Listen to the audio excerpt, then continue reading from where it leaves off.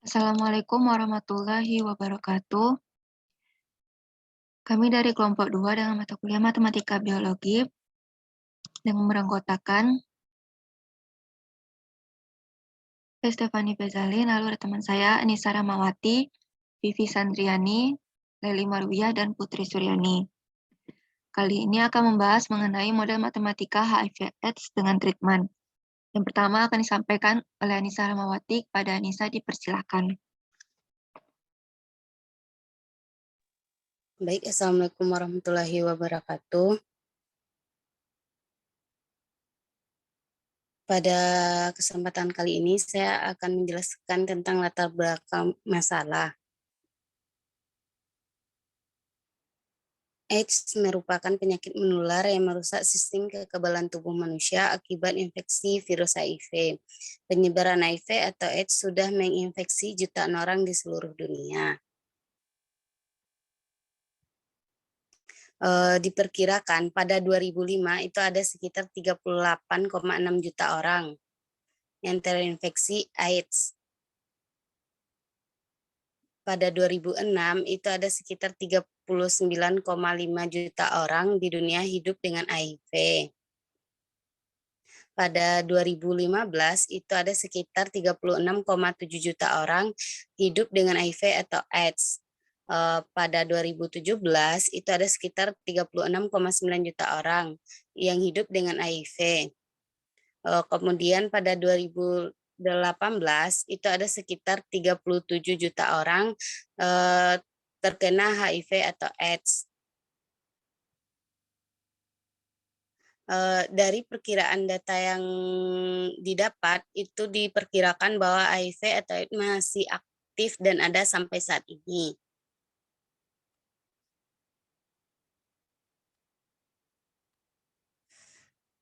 HIV ada dua, yaitu HIV-1, HIV-2.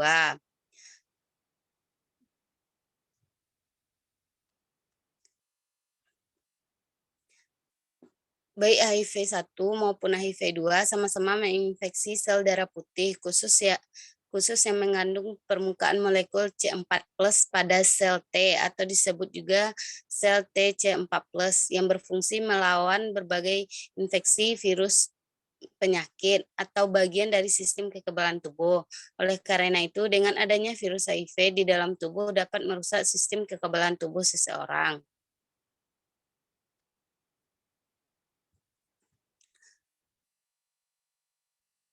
Ada beberapa cara penularan dari HIV atau AIDS. Yang pertama, pemakaian jarum suntik secara bergantian.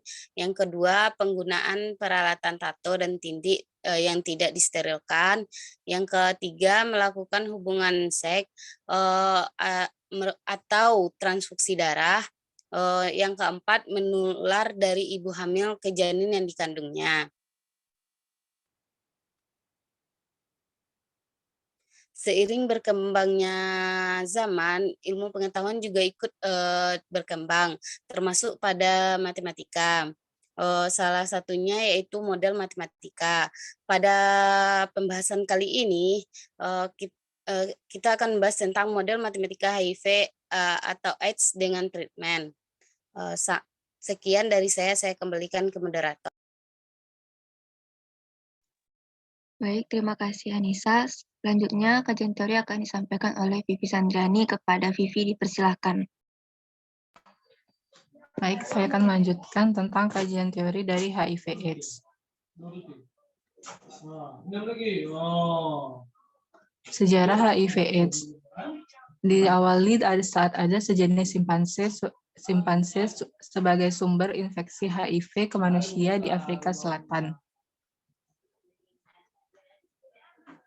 Simian Immunodeficiency Virus atau SIV diyakini yang menularkan virus ke tubuh manusia. Virus ini bermutasi menjadi Human Immunodeficiency Virus atau HIV saat pemburu hewan memburu hewan ini untuk pangan dan menyebar ke seluruh daratan Afrika dan bagian lain di seluruh dunia.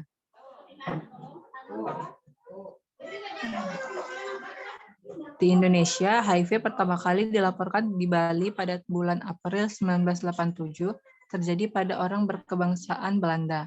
Sejak pertama kali ditemukan sampai dengan tahun 2011, kasus HIV/AIDS tersebar di 368 dari 498 kabupaten atau kota di seluruh provinsi di Indonesia pada tahun 2011, dan secara signifikan kasus tersebut terus meningkat.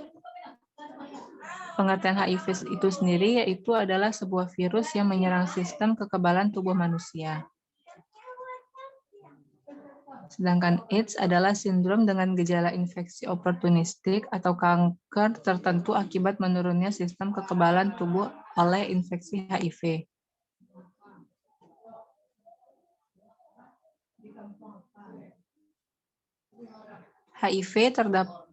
HIV terdapat dalam darah dan cairan tubuh seseorang yang telah tertular. Walaupun orang tersebut belum menunjukkan keluhan atau gejala penyakit, virus masuk ke dalam tubuh manusia terutama melalui perantara darah, semen, dan sekret vagina.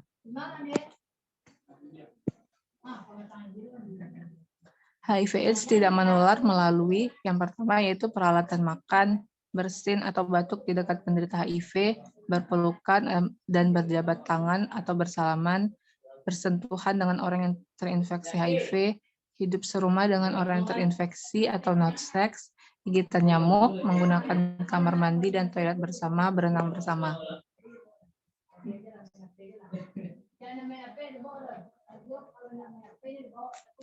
Perjalanan HIV ke AIDS melewati beberapa fase. Fase pertama yaitu saat tubuh sudah terinfeksi HIV, tetapi belum terlihat jelas gejala dari tanda-tandanya. Fase kedua yaitu berlangsung 2-10 tahun setelah terinfeksi HIV. Fase ketiga yaitu muncul gejala-gejala penyakit terkait HIV dan kekebalan tubuh berkurang serta timbul penyakit tertentu atau infeksi oportunistik.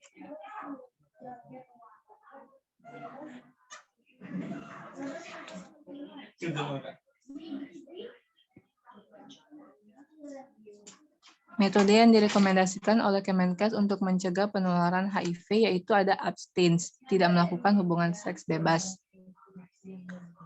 Lalu be healthful yaitu setia pada pasangan, kondom atau menggunakan kondom,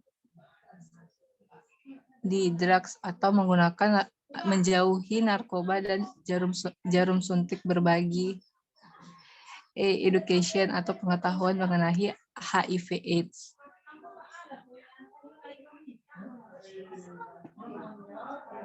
Salah satu model matematika penyebaran HIV/AIDS yaitu yang pertama ada susceptible atau S, yang kedua ada E, infected,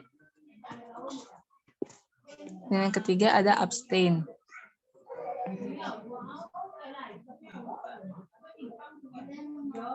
Kemudian kajian teori selanjutnya yaitu ada persamaan diferensial, di mana persamaan diferensial itu adalah persamaan yang memuat turunan satu atau beberapa fungsi yang tak diketahui. Orde dari persamaan diferensial adalah derajat atau pangkat tertinggi dari turunan yang muncul dalam persamaan. Selanjutnya ada sistem persamaan diferensial, yaitu suatu persamaan diferensial berorde n dan telah dinyatakan sebagai suatu sistem dari n persamaan berorde 1. Bentuk persamaan orde n adalah sebagai berikut. Baiklah, sekian penjelasan kajian teori dari saya. Selanjutnya saya kembalikan ke moderator. Kajian teori selanjutnya akan disampaikan oleh Putri Suryani. Kepada Putri dipersilakan.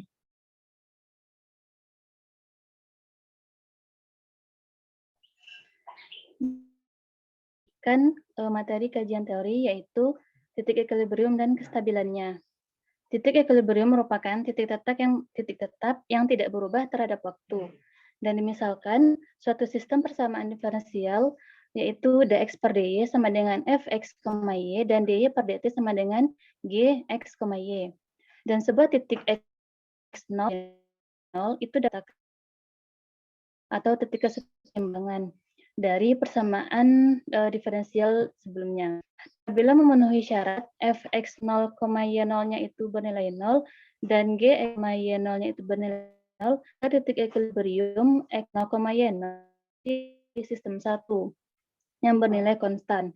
Dan karena dx per dt-nya bernilai 0 dan dy per dt-nya juga bernilai 0 pada titik x 0,y0. Dan keadaan yang menyebabkan dx per dt itu bernilai 0 dan dy per dt bernilai 0 itu disebut sebagai keadaan setimbang. Dan titik yang memenuhinya disebut sebagai titik kesetimbangan.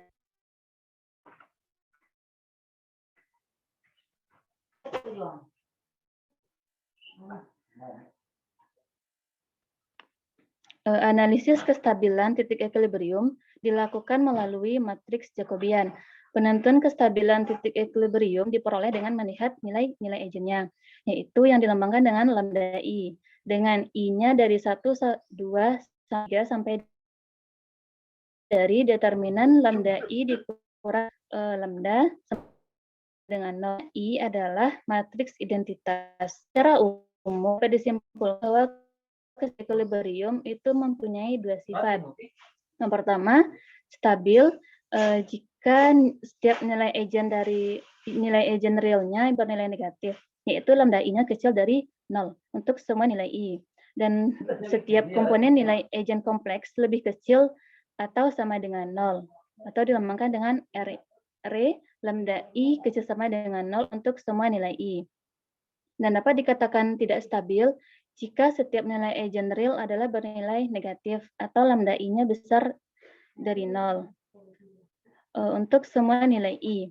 Dan setiap nilai komponen eigen kompleks lebih besar dari 0 atau dilambangkan dengan array lambda I besar 0 untuk semua nilai T.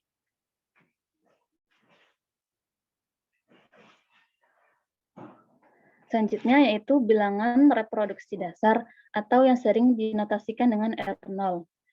Bilangan reproduksi dasar itu didefinisikan sebagai jumlah rata-rata kasus sekunder yang disebabkan terinfeksi selama masa infeksinya dalam keseluruhan populasi rentan.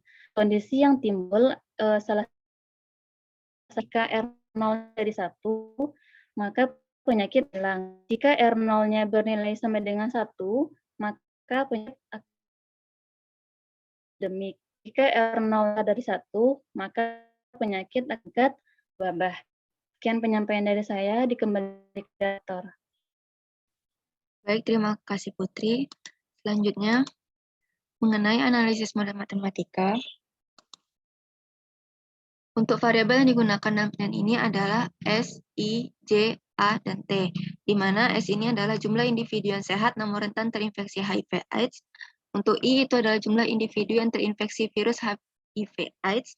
Untuk J itu adalah jumlah individu terinfeksi pre-AIDS. Untuk A itu adalah jumlah individu yang terinfeksi HIV/AIDS. Dan T itu adalah jumlah individu yang menerima pengobatan.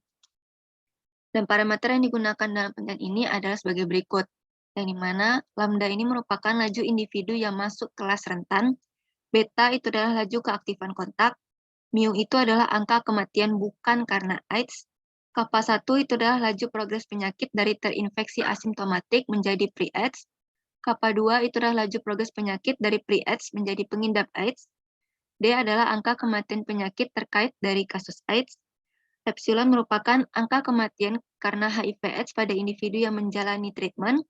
Untuk theta 1 itu adalah laju perlakuan pengobatan yang diberikan kepada individu pada tahap pertama.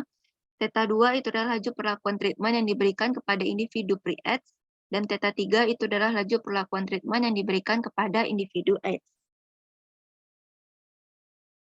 Dan dari variabel dan parameter di atas, maka diperoleh model matematika HIV/AIDS dengan treatment sebagai berikut. Yang mana penjelasannya, ketika DS per dt ini adalah perubahan jumlah individu yang sehat namun rentan terinfeksi HIV/AIDS terhadap waktu, itu akan sama dengan penambahan laju individu yang masuk kelas rentan yang disertai dengan berkurangnya laju keaktifan kontak terhadap jumlah individu yang sehat namun rentan terinfeksi HIV/AIDS dan serta jumlah individu yang terinfeksi HIV/AIDS dan dapat menularkan ke individu yang sehat, dan juga disertai dengan pengurangan angka kematian bukan karena AIDS terhadap jumlah individu yang sehat namun rentan terinfeksi HIV/AIDS.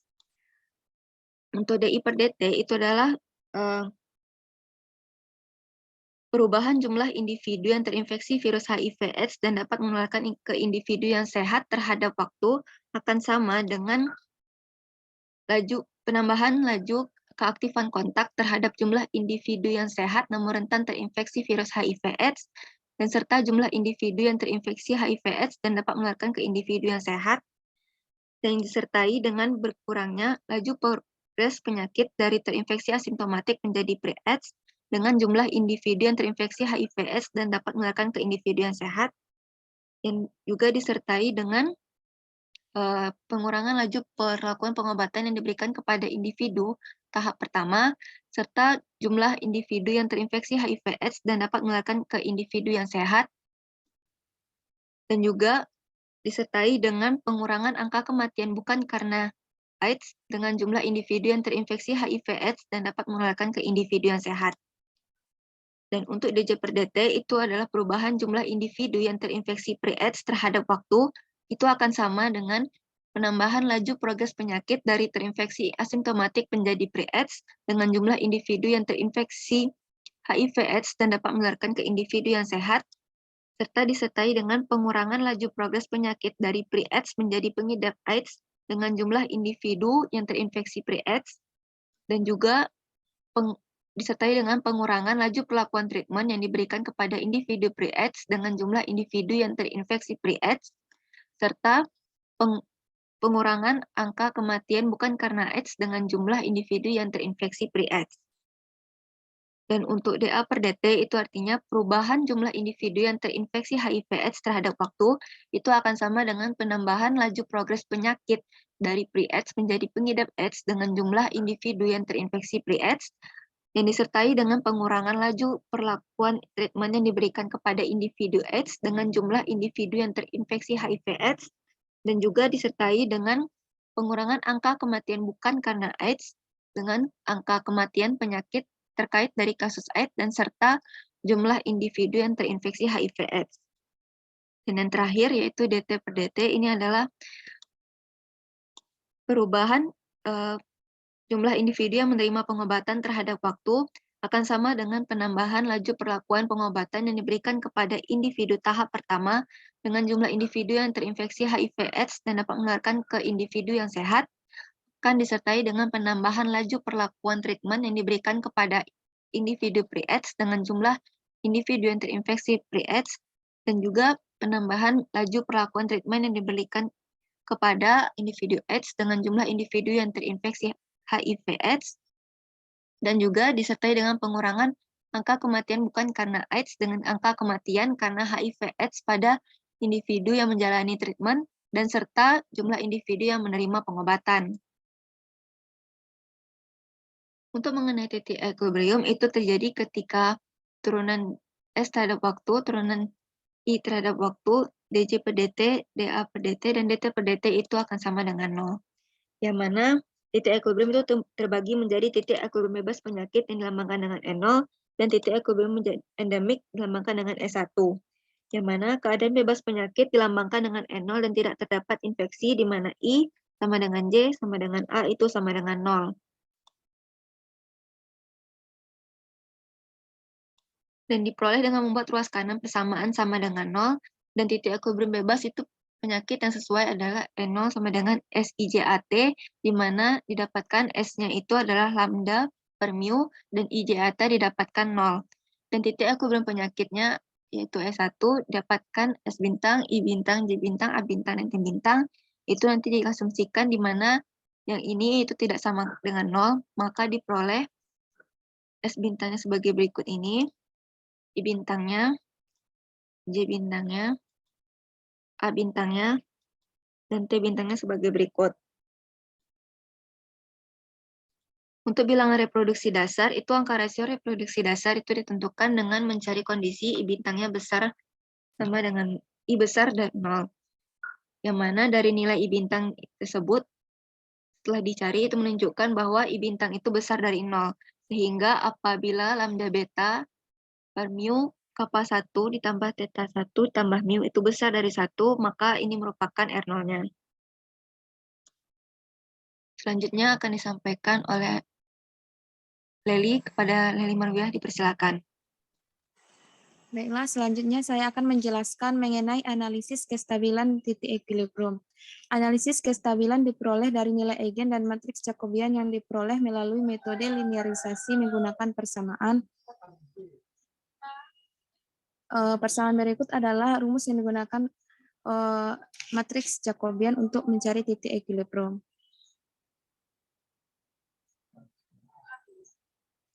Dari sistem persamaan di atas diperoleh matriks Jacobiannya untuk titik equilibriumnya adalah sebagai berikut. Analisis kestabilan di titik kesetimbangan bebas penyakit, di mana matriks Jacobian untuk kestabilan titik equilibrium bebas penyakitnya adalah sebagai berikut. Yang diganti adalah nilai S-nya, di mana di sana nilai S-nya yang diganti adalah lambda per mu. Sedangkan nilai I, A, J, dan A dan T 0.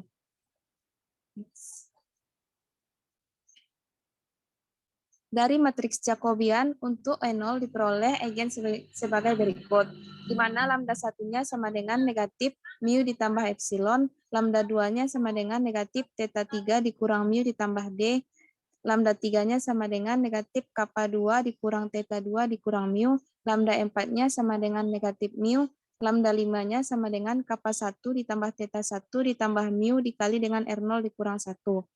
Jelas lambda 1, lambda 2, lambda 3, lambda 4, dan lambda 5 bernilai negatif. Di mana jika lambda 5 kecil dari 0 apabila R0-nya kecil dari 1, lambda 5 sama dengan 0 apabila R0-nya sama dengan 1, lambda 5 besar dari 0 apabila R0 besar dari 1. Saat R0 sama dengan 1, terdapat nilai eigen yang bernilai 0 sehingga titik equilibrium E0 tidak hiperbolik. Jadi diperoleh titik equilibrium E0 stabil asimptotik apabila R0 kecil 1 dan tidak stabil jika R0-nya besar dari 1. Selanjutnya adalah analisis kestabilan di sekitar titik kesetimbangan endemik atau disimbolkan dengan S1. Diperoleh matriks Jacobian untuk titik equilibrium endemiknya adalah sebagai berikut. Dari matriks Jacobian S1 diperoleh nilai eigen sebagai berikut. Lambda 1-nya sama dengan negatif mu ditambah epsilon, lambda 2 sama dengan negatif theta 3 dikurang mu ditambah D, lambda 3 sama dengan negatif kappa 2 dikurang theta 2 dikurang mu, dan lambda 4,5 sama dengan negatif mu dikali R0 plus minus akar dari mu kuadrat dikali R0 kuadrat dikurang 4 dikali kappa 1 ditambah theta 1 ditambah mu dikali dengan mu dikali R0 dikurang 1 per 2. Jadi nilai eigen yang diperoleh adalah lambda 1, lambda 2, lambda 3 bernilai negatif, dan bagian nilai eigen lambda 4 dan lambda 5 bernilai negatif. Jadi titik equilibrium S1 stabil asimptotik lokal apabila R0-nya besar dari 1. Sekian penjelasan dari saya kembalikan ke moderator. Baiklah, sekian penjelasan dari kami. Bila kurangnya mohon maaf. Dan berikut ini merupakan daftar pustakanya. Sekian, wabillahi taufiq wal hidayah. Wassalamualaikum warahmatullahi wabarakatuh.